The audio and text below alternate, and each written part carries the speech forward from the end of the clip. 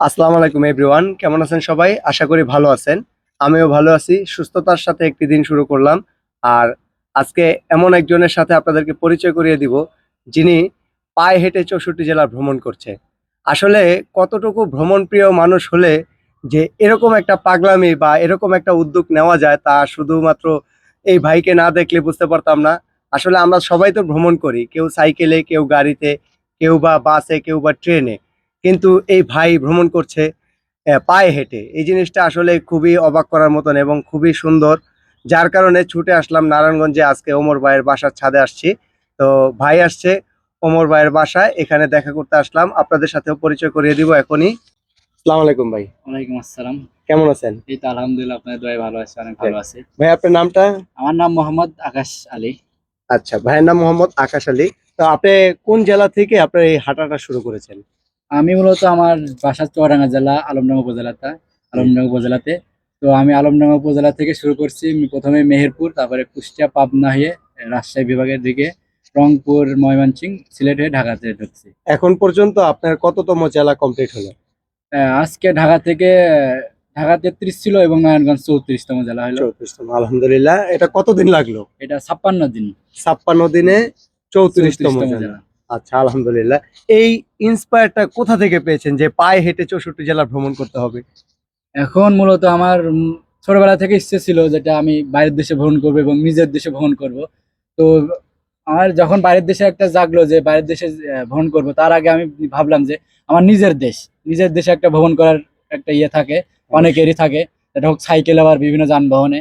তো সবাই তো বিভিন্ন যানবাহন বা সাইকেলে ভ্রমণ করে, আমি তাদের ব্যতিক্রম ভাবে কিছু করার একটা চেষ্টা করছি যে এভাবে ঘুরে দেখবো, যেটা গ্রাম হোক শহর হোক, সকল সৌন্দর্য এবং একটা মানুষের মূল টার্গেট থাকে যে সুন্দর কিছু দেখা এবং সুন্দর সুন্দর মানুষের সাথে কথা বলা এবং তাদের থেকে কিছু এক্সপিরিয়েন্স নেওয়া এবং নিজে দেওয়া, এমন ভাবে। তা আমি তার সবার ব্যতিক্রমে আমি এই পায়ে হেঁটে ভ্রমণ করার ইচ্ছা জাগছে আর কি। আচ্ছা, এই যে 34 জেলা আপনি ভ্রমণ করলেন পায়ে হেঁটে, এই হাঁটার পথে কোনো ধরনের কোনো সমস্যা হয়েছে কিনা? না, আলহামদুলিল্লাহ আমার কোনো সমস্যা হয়নি, কোনো খারাপ মানুষের সামনে এখনো যায়নি। তো আলহামদুলিল্লাহ অনেক ভালো আছি এখনো।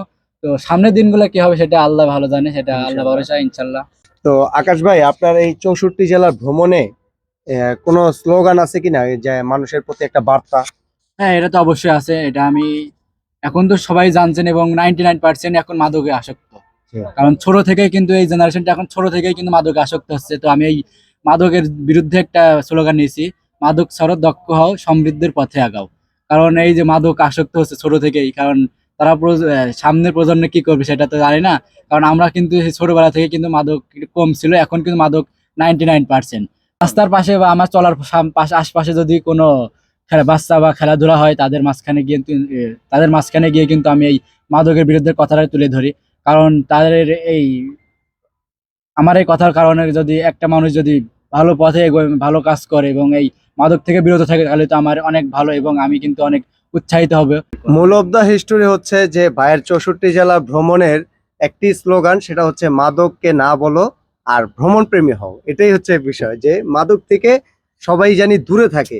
এটা হচ্ছে ভাইয়ের একটা উদ্যোগ। এই 64 জেলা ভ্রমণে তিনি মানুষকে চলার পথে, মাঠে ঘাটে যেখানেই পাচ্ছে সবাইকেই বলতেছে যে তোমরা সবাই ভ্রমণ আসক্ত হও, মাদক থেকে দূরে থাকো।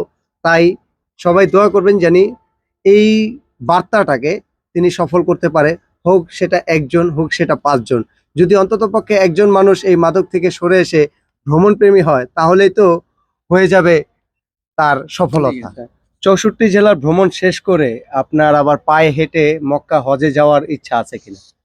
হ্যাঁ, এটা ইচ্ছা তো সবাই তো হজ করার ইচ্ছা থাকে, এটা তো সবারই হ্যাঁ। আছে। তো আল্লাহ ভরসা, এটা আল্লাহ নিয়ে এলে অবশ্যই যাব। এটা তো নিজের ব্যক্তিগত ভাবে কোনো ইয়ে না, এটা হুম। আল্লাহ নিলে অবশ্যই ইনশাল্লাহ যাব। দোয়া করবেন সবাই আমার জন্য। ইনশাল্লাহ সবাই দোয়া করবো। আর দর্শক, আপনারা যারা দেখতেছেন তারা ইতিমধ্যে জেনে গেছেন যে ভাই অলরেডি 34তম জেলা আজকে পায়ে হেঁটে কমপ্লিট করছে। সবাই আপনারা দোয়া করবেন যে বাকি জেলাগুলোও যিনি উনি সঠিকভাবে এবং কোনো খারাপ লোকের চক্করে না পড়ে এই জেলাগুলা কমপ্লিট করতে পারে এবং সহি সালামতে ঘরের ছেলে ঘরে ফেরত যেতে পারে। এই জন্য আপনারা সবাই দোয়া করবেন। তারপরে এতটুকু জেনে নিব যে তার পরবর্তী জেলা কোনটা হতে যাচ্ছে, যাতে করে আপনারা তাকে সহযোগিতার হাত বাড়িয়ে দিতে পারেন এবং তার চলার পথকে সহজ করে দিতে পারেন, সহজ রাস্তা দেখিয়ে দিতে পারেন। তো ভাইয়া আপনার পরবর্তী জেলা কোনটা হতে যাচ্ছে? আমার পরবর্তী জেলা মুন্সিগঞ্জ হয়ে আমি কুমিল্লাতে যাব, কুমিল্লা ফেনী হয়ে খাগড়াছড়ি বান্দরবান যাব আর কি। ইনশাআল্লাহ। তো চলার পথে আপনারা সবাই ভাইকে সহযোগিতা করবেন। আমি ভাইয়ের আইডি আমার এই পোস্টের মাধ্যমে কমেন্টে দিয়ে দিব, যাতে আপনারা ভাইয়ের সাথে যোগাযোগ করতে পারেন। তো ভিডিওটা আজকে এই পর্যন্তই থাকবে। সবাই ভালো থাকবেন, সুস্থ থাকবেন। আসসালামু আলাইকুম।